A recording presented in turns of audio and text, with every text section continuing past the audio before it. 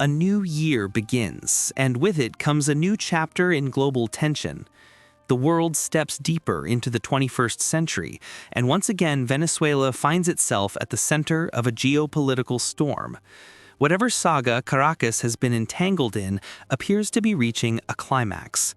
The USS Gerald R. Ford is joining a massive U.S. Navy buildup, and the air is thick with the possibility of conflict. But on the other side, Venezuela has a single aircraft that may just hold the line long enough to prevent a catastrophe. A fighter jet that was formidable when Venezuela acquired it in 2006. One the West has quietly respected and sometimes feared. The legendary Flanker, the backbone of the Venezuelan Air Force. Yet the question remains, against stealth aircraft and the most powerful navy ever assembled, can this jet offer anything beyond its intimidating looks? Understanding the SU-30 family.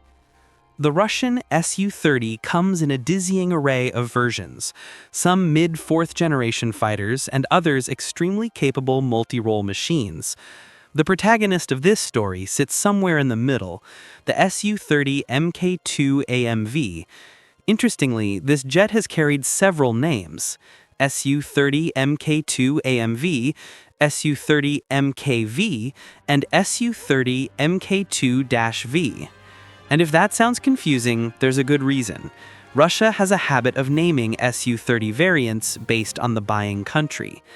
After the early prototypes of the modernized SU-27UB and multiple export-focused iterations, the Russians created the SU-30MK, modernized commercial. This finally unlocked major export deals. That led to SU-30MKK for China, SU-30MKI for India, SU-30MKM for Malaysia, and others. Each version adapted to the customer's requirements, from avionics and weaponry to engines and even airframe changes. Vietnam also bought the SU-30, naming its variant the MK2V.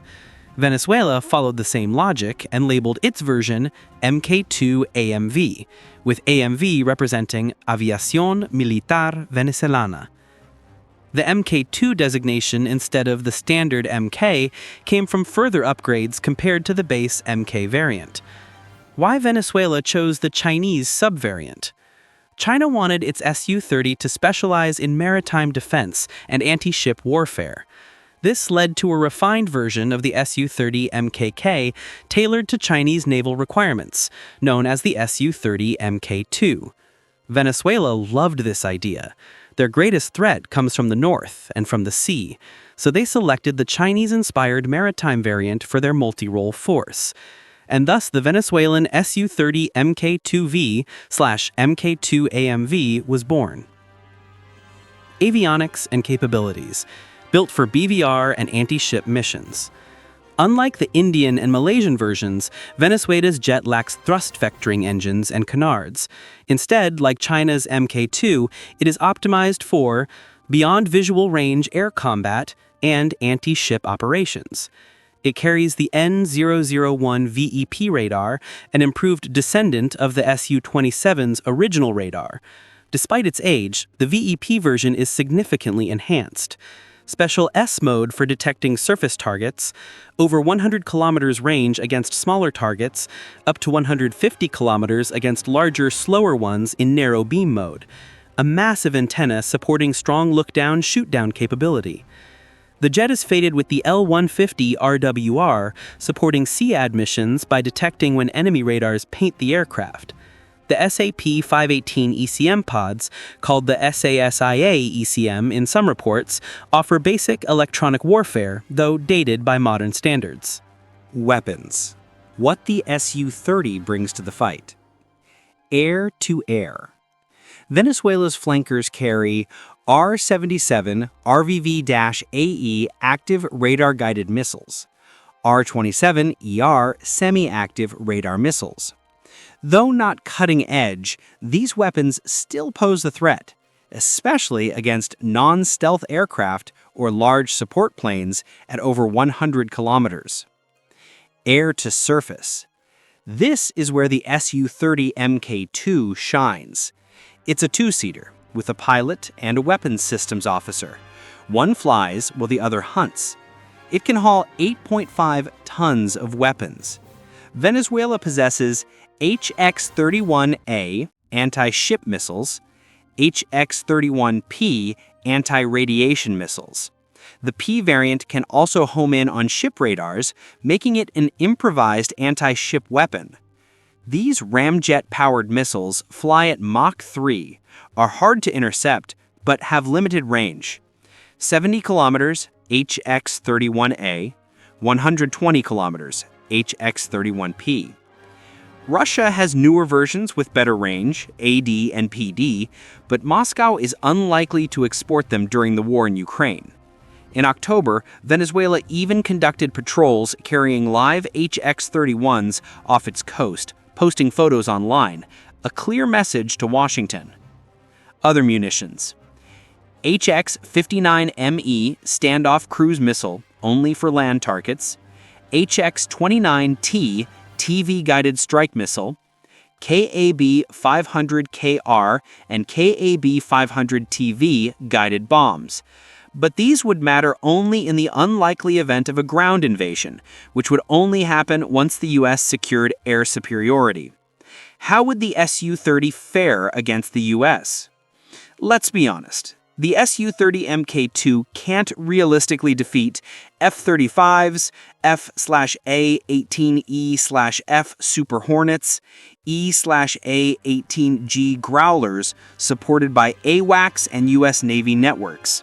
Yes, the SU-30 could theoretically detect an F-35 with its IRST, but only at a distance where an AMRAAM is seconds away from impact.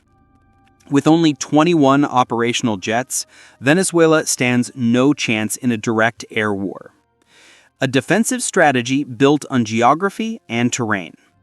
Venezuela's advantage isn't in the sky, it's on the map. Much of its southern border runs along Colombia and Brazil, neither of which would allow U.S. operations from their airspace. That leaves only the north exposed.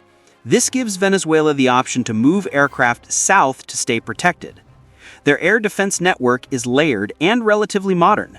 Only B-2 bombers or F-35s could reliably penetrate it, and even then with potential losses. So the U.S. is more likely to rely on mass cruise missile strikes, standoff weapons, economic and psychological pressure, attempting to force political instability.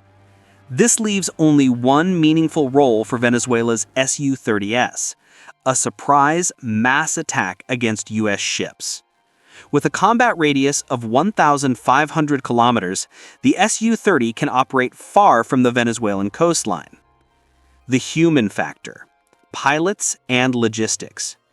Venezuelan pilots are reportedly well-trained, with several having received initial instruction in Russia, but flight hours have likely dropped due to economic struggles. U.S. Navy pilots, by comparison, fly more hours annually and have far more combat experience. Venezuelan pilots would need to rely on home turf familiarity, ambush tactics, mountainous terrain, and radar coverage. Maintenance is another Achilles heel.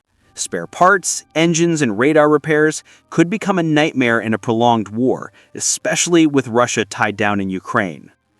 The Su-30 is a solid boxer, but one that risks stepping into the ring hungry and exhausted. A deterrent, not a war winner. The Su-30MK2 will not turn the tide of any war, but it is a powerful deterrent, one the U.S. would target immediately if conflict ever erected.